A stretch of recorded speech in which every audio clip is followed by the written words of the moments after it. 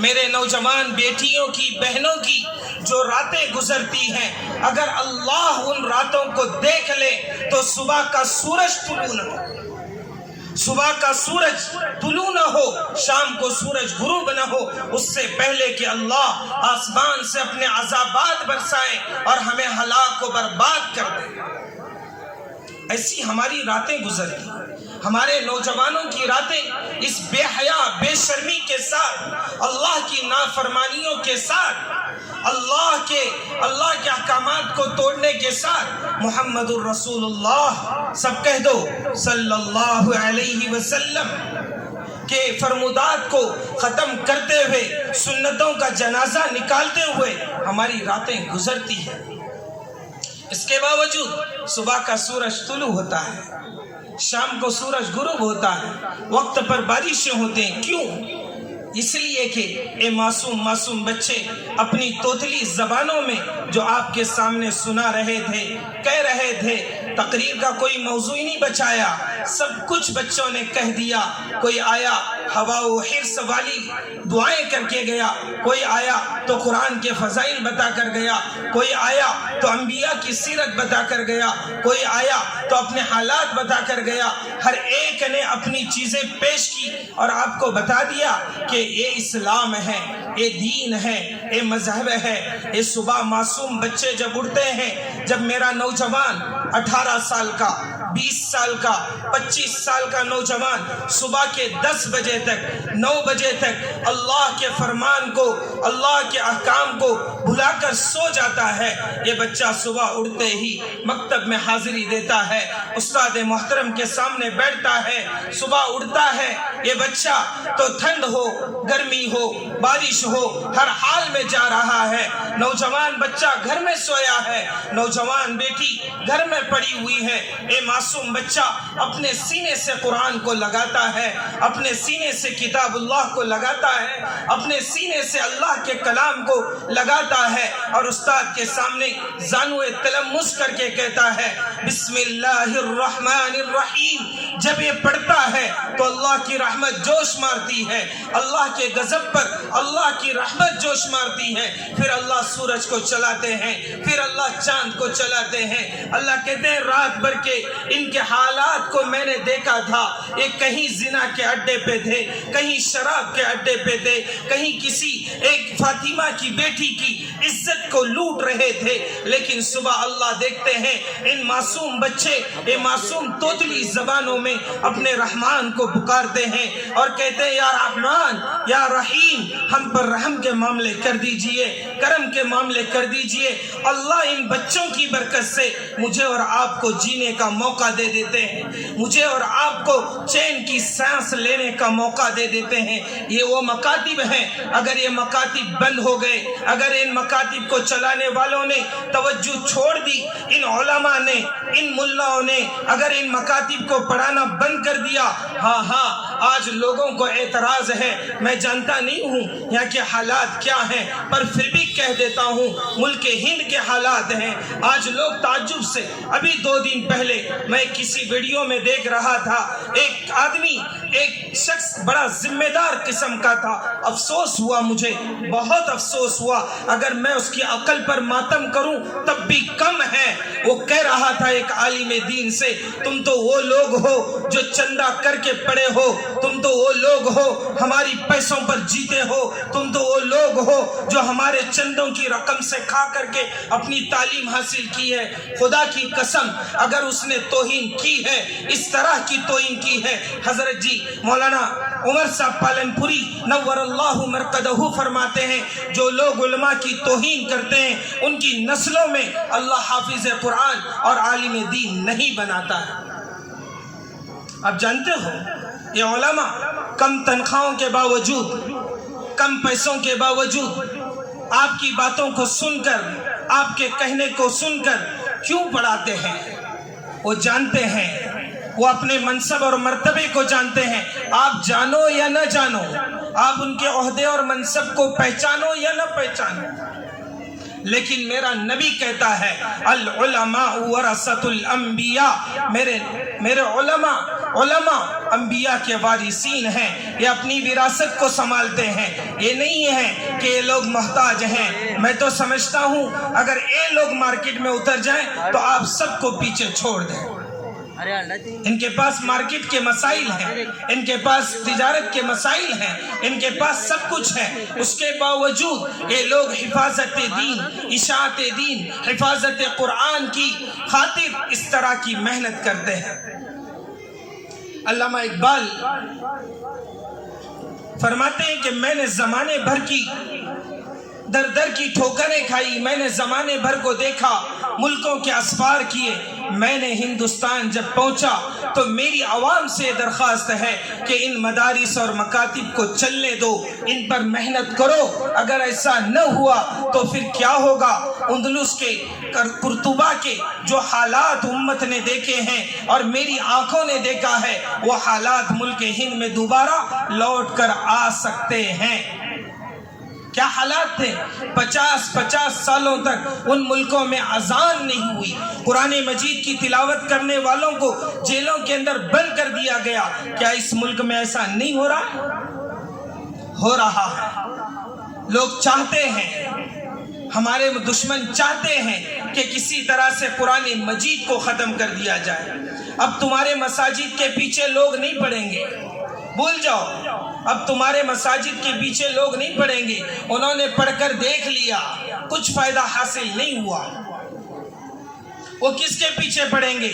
ان لوگوں نے تحقیق کی، ان لوگوں نے معلوم کیا کہ بھائی ہمیں کس کے پیچھے لگنا چاہیے، تو انہوں نے کہا کہ ان علماء کے پیچھے لگو، کیونکہ یہ لوگ ہیں جو امت کو اصل تیار کرتے ہیں، یہ لوگ ہیں جو امت کو اصل پیغام دیتے ہیں، یہ لوگ ہیں جو امت کو دین سکھاتے ہیں، یہ لوگ ہیں جو امت کے افراد کو، امت کے نونہالوں کو، امت کے معصوم بچوں کو سورہ فاتحہ سے لے کر والناس تک کی تمام صورتیں یاد کروا دیتے ہیں۔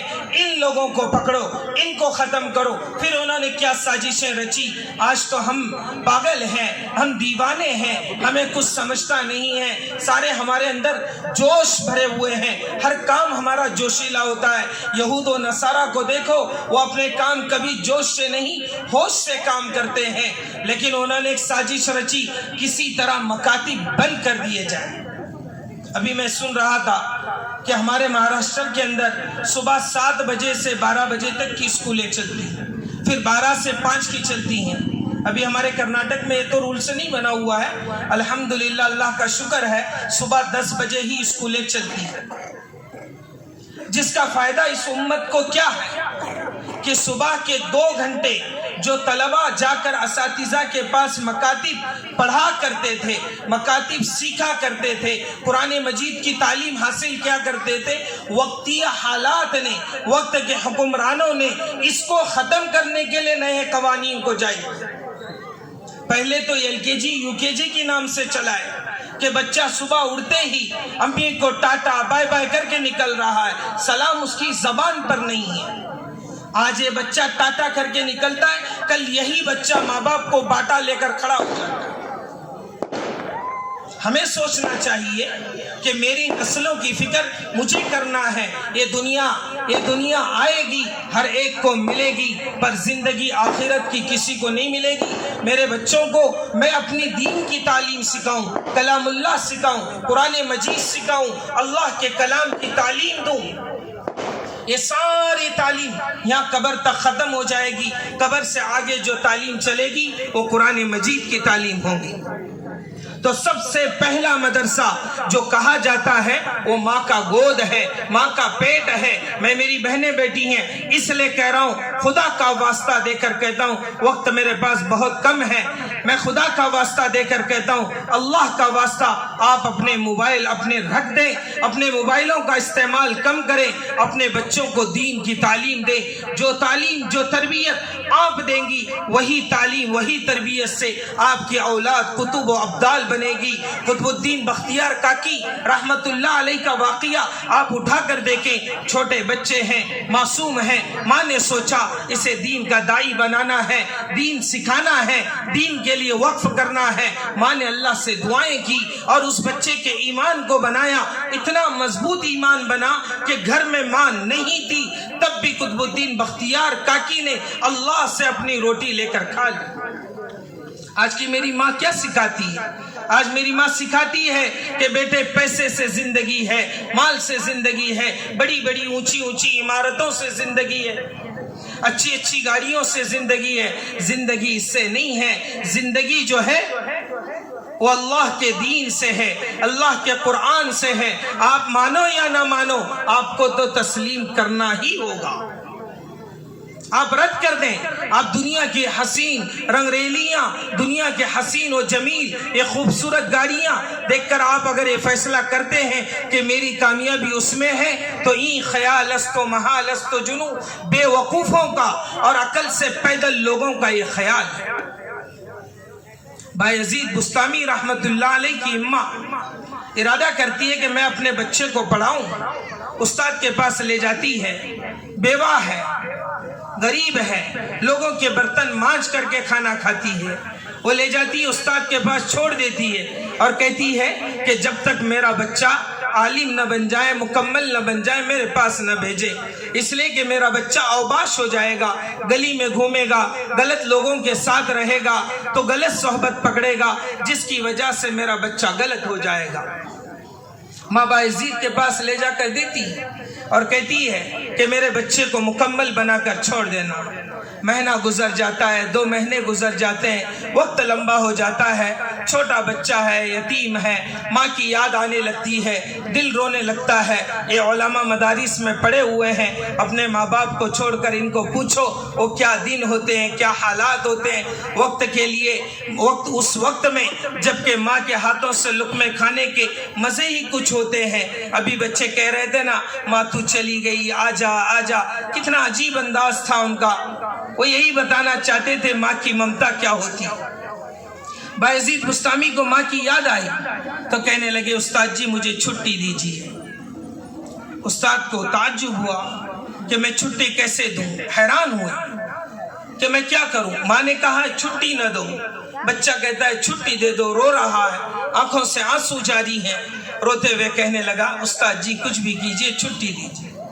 استاد اپنی بات کو نہ جھٹلاتے ہوئے کہا کہ لے لو 20 صفحے 30 صفحے کا سبق دے دیا اور کہا اتنا سبق یاد کر لو، لے کر آؤ، پھر میں آپ کو چھٹی دوں گا۔ اتنا سبق تو یاد ہو نہیں سکتا تھا، بچہ لے گیا، کتاب دیکھا، سمجھ گیا، سمجھدار بچے تھے، سمجھ گیا کہ اب جو ہے مجھے اتنا سبق یاد تو نہیں ہوگا، لیکن استاد مجھے چھٹی نہیں دینا چاہتے، اس لیے سبق دیا ہے۔ رونے لگا، ماں کو یاد کرنے لگا، سب بچے سو گئے، سارے بچوں کو نیند لگ گئی، یہ روتے روتے روتے روتے اس کی بھی آنکھ ٹپائی پر لگ گئی، کتاب پر سر رکھ کے سو گئے۔ اچانک آنکھ کھولی، کتاب دیکھا، ماں کی یاد آئی، پھر رونے لگا، روتے ہوئے ماں کا وہ جملہ یاد آیا، ماں کہا کرتی تھی بیٹے جو ساری دنیا میں کسی سے کام نہ ہو وہ کام اللہ بولو کر دیتے ہیں۔ کون کرتے ہیں؟ ارے کون کرتے ہیں بھائی؟ اللہ کرتے ہیں۔ بچے کو یاد آیا، ماں کہتی تھی،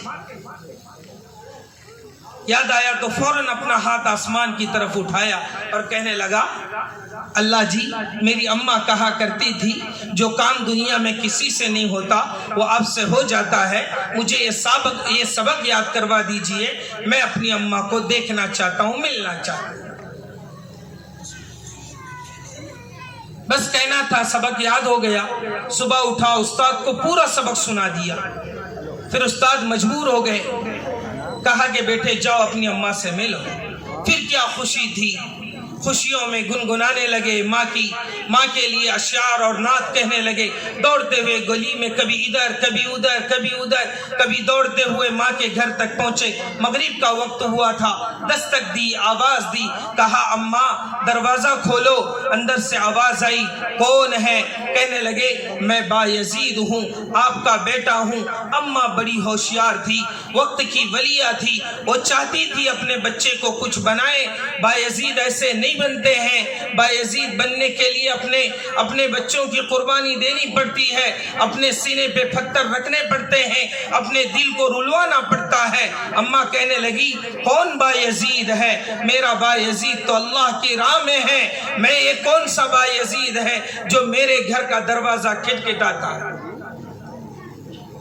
بايزید سمجھ گئے کہ میری اماں بھی جب تک میں کامل نہ بنوں مجھے نہیں دیکھنا چاہتی۔ یہ کہہ کر بايزید روتے ہوئے واپس آ گئے۔ جب استاد نے دیکھا کہ بچہ واپس آیا، بلایا، کہنے لگے بھائی تو نے تو کہا تھا کہ رات کا قیام کروں گا، اماں کے پاس ایک رات گزار کر آؤں گا، کیا ہوا؟ واپس کیوں آیا؟ کس چیز نے تجھے واپس لے کر آیا؟ بچہ روتا ہوا اپنے حالات سناتا ہے اور کہتا ہے کہ میری اماں چاہتی ہے کہ میں کامل بنوں تو میں گھر پہنچوں۔ 18 سال کے بعد بايزید واپس گھر گئے ہیں۔ جب واپس گئے تو اماں نے دروازہ کھولا، مغرب ہی کا وقت تھا، دروازہ کھولا، اپنے سینے سے لگائی۔ بعض مورخین لکھتے ہیں جیسے ہی سینے سے لگائی کہنے لگی بايزید میں تجھے کامل اور مکمل دیکھنا چاہتی تھی، یہ کہا اور بچے کے سینے پر اپنی جان چھوڑ دی، روح اپنی نکال دی اور وہاں سے جاں بآفری کو سلام کہتے ہوئے اللہ کے حوالے ہو۔ یہ مائیں تھی، تب جا کر بايزید ملتے تھے، تب جا کر قطب اور ابدال ملتے تھے۔ آج ہمیں کون ملتے ہیں؟ آج ہمیں گنڈے، ڈاکو، چور، چمار ایسے لوگ ملتے ہیں۔ یہ ان ماؤں کی بھی وہی پیڑ تھے، وہ مائیں بھی وہی لا الہ الا اللہ پڑھا کرتی تھی۔ آج ماں اپنے ہاتھ میں موبائل رکھتی ہے اور بچے کو پیٹ میں رکھتی ہے، بچہ پیٹ میں پرورش پا رہا ہے، ماں ہاتھ میں موبائل رہ کر فلمیں دیکھتی ہے، گندے ناچ دیکھتی ہے، گندی فلمیں دیکھتی ہے۔ لکھا ہے حضرت مولانا پیر ذوالفقار صاحب نقشبندی دامت برکاتہم العالیہ فرماتے ہیں جو حالت ماں کے حاملہ ہونے کے وقت میں رہتی ہے وہ اثرات بچے کے پیٹ پر داخل ہوتے ہیں، بچے پر داخل ہوتے ہیں اور وہ بچہ وہی بنتا ہے جو ماں نے حمل کے زمانے میں اعمال کیے ہوں۔ اس لیے میری درخواست ہے آپ تمام سے کہ آپ لوگ اپنے بچوں کی صحیح تربیت کریں۔ یہ موقع بہت اچھے ہیں، اگر یہ علماء اپنا یہ پڑھانا لکھانا بچوں کو سکھانا چھوڑ دیں گے خدا کی قسم ہمیں کلمہ پڑھانے والا بھی کوئی باقی نہیں رہے گا۔ اس لیے میری آپ سے درخواست ہے ان علماء کی قدر کرو، ان مکاتب کی قدر کرو، ان حفاظ کی قدر کرو، جتنا ہو سکے آپ ان کی دنیاوی ضروریات کو پورا کرو تاکہ یہ آپ کی آخرت کی ضرورت پورا کرے۔ ان علماء کی قدر بہت ضروری ہے اور خاص کر یہ ارادہ کرو کہ میں اپنے بچے کو حافظ قرآن بناؤں گا، میں اپنی بچی کو حافظ قرآن بناؤں گا۔ آج بچیوں کو حفظ قرآن بنانے کا رواج ہی ہمارے علاقے میں ختم ہوا۔ ابھی چند دن پہلے ہمارے یہاں اتھنی کے اندر اصلاح البنات کے اندر 8 یا 9 بچیوں نے حفظ قرآن مکمل کیا۔ ایک نو مسلم بچی تھی 8 یا 9 سال کی بچی، اس نے حفظ قرآن مکمل کیا۔ میں بہت خوش ہوا، اس جلسے میں بھی میں خود شریک تھا۔ تو آج ہمارے یہاں بچیوں کو حفظ قرآن کوئی تعلق ہی نہیں رہا، تو آپ اپنے بچیوں کو بھی حافظ بنائیں۔ امام احمد ابن حنبل کا زمانہ تھا یا ہارون رشید کا زمانہ تھا، انہوں نے اعلان کروایا کہ کس گھر کی بچی موطا ابن مالک کی حافظ ہے، میں اس گھر کے اندر اپنے بچے کا نکاح کروانا چاہتا ہوں۔ تو اس زمانے میں اس طرح عورتیں نہیں رہتی تھی باہر کے حصے میں، وہ تو بہت پردے میں رہتی تھی، بہت باحیا رہتی تھی، وہ تو کبھی جھانک کر بھی نہیں دیکھتی تھی اپنی کھڑکیوں سے۔ آج تو کھڑکیاں ہی نہیں ہیں، جھانکنے کا سوال ہی نہیں ہے۔ تو انہوں نے اعلان کروایا کہ جس گھر کی بچی موطا ابن مالک کی حافظ ہے وہ حدیث کی ایک کتاب ہے، انہوں نے کہا کہ وہ اپنی ایک قندیل لگا کر چراغ لگا کر محراب میں رکھ دیں تاکہ ہم پہچان سکیں۔ رات میں وزیروں کو اعلان کیا کہ جاؤ پورے ملک میں گھومو، دیکھو کس گھر کی بچیاں جو ہیں موطا ابن مالک کی حافظہ ہیں۔ تو جب وزراء نکلے ہیں تو کیا دیکھتے ہیں، ہر ملک کے ہر گھر کے اندر ایک چراغ لگا ہوا تھا، مطلب یہ تھا کہ ہر گھر کی بچی موطا ابن مالک کی حافظ۔ آج ہماری یہاں 40 حدیثیں بھی یاد نہیں۔ پھر اعلان کروایا کہ جو سیاہ سکہ کی حافظہ ہو وہ لوگ جو ہے چراغ لگائیں۔ تو پورے ملک سے 5 یا 6 گھروں کے اندر چراغ لگے، اس میں سے ایک نکاح اپنے بچے کے ساتھ کروایا۔ آج ہمارے نکاح کیسے ہوتے ہیں؟ بڑے مالدار ہو، اچھے گھرانے کے ہو، نہیں، اچھے گھرانے کو نہ دیکھیے، آپ دیکھیے کہ بچہ کتنا دیندار ہے۔ اکثر جب میرا خطاب ہوتا ہے تو میں کہتا ہوں، اکثر عام طور پر ہمارے علاقے میں کہ بچیوں کو پوچھنے کا رواج ہے، قرآن جانتی ہو، کلمہ جانتی ہو، کلام مجید پڑھتی ہو، احادیث پڑھنا آتا ہے، فضائل اعمال پڑھنا آتا ہے۔ اس طرح گھر کی عورتیں جا کر گھر کے اس بچی کو پوچھتے ہیں۔ میں تو کہتا ہوں کہ آپ بچوں کو بھی پوچھنا شروع کریں۔ شریعت تو پر چلانے والا بچہ ہے، گھر کا ذمہ دار لڑکا ہے۔ الرجال قوامون علی النساء کا مصداق مرد ہیں، ان سے بھی آپ پوچھیں۔ آپ غسل کے فرائض جانتے ہو، آپ تہجد پڑھتے ہو، 5 وقتہ نمازی ہو، آپ قرآن مجید جانتے ہو، آپ کو تسبیح پڑھنا آتا ہے، آپ کو تحیات آتی ہے، آپ جو ہے آیت الکرسی جانتے ہو۔ اس طرح نوجوان بچوں سے بھی پوچھو۔ اگر وہ جانتا ہے تو سمجھ جاؤ کہ اللہ کو ڈرنے والا ہے، پھر اس گھر کے اندر اپنی بچی کا نکاح کرا دو۔ اگر نہیں جانتا ہے لیکن بہت بڑا مالدار ہے، اس گھر میں نکاح مت کراؤ، اس سے کہہ دو کہ پہلے دین سیکھ کر آ، پھر میں اپنی بچی تیرے گھر میں دوں گا۔ اس لیے کہ مالدار لوگوں کا نیک ہونا کوئی ثابت نہیں ہے۔ یہ لوگ روزانہ شراب کے اڈے میں ملتے ہیں، یہ لوگ روزانہ زنا کے اڈے میں ملتے ہیں۔ اس لیے ان لوگوں کو دین سکھاؤ اور نوجوانوں کو دین پوچھو۔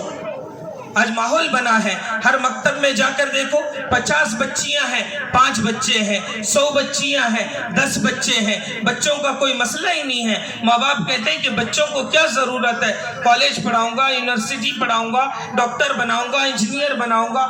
ٹھیک ہے، آپ کو جو بنانا ہے بنائیے، اور جو ہے عصری تعلیم کو اسلام منع نہیں کرتا ہے، لیکن یہ ضروری ہے کہ آپ اپنے بچے کو دیندار بنائیں، دین کی تعلیم دیں، ضرورت کا علم دیں۔ اللہ عمل کی توفیق نصیب فرمائے، وما توفیق اللہ۔